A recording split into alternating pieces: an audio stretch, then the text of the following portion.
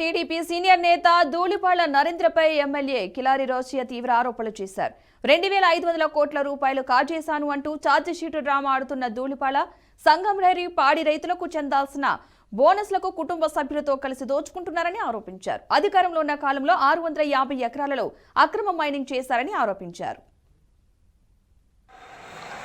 తెలుగుదేశం పార్టీని తెలుగు దుష్ప్రచారాల పార్టీగా పేరు మార్చవలసిందిగా నేను కోరుతా ఉన్నాను. ఎందుకంటే దుష్ప్రచారాలతోనే బతుకుతా ఉన్నాను. ఈరోజు ఏదైతే జగన్మోహన్ రెడ్డి గారు హయాంలో ఈ కొండూరు నియోజకవర్గంలో ఈ 5 సంవత్సరాలు జరిగిన అభివృద్ధి కార్యక్రమాలు చూసి ఓరం లేక దుష్ప్రచారం దిగుతా ఉన్నాడు ఇక్కడ ఉన్న మాజీ శాసనసభ్యులు. మరి ఆయన 25 సంవత్సరాలు చేశాడు.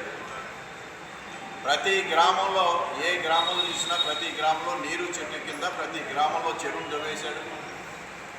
చేబ్రోల్ మండలంలో ఏదైతే వాళ్ళు చెప్పే 700 ఎకరాల్లో 650 ఎకరాలు ఇతను ఒక్కడే తవ్వాడు.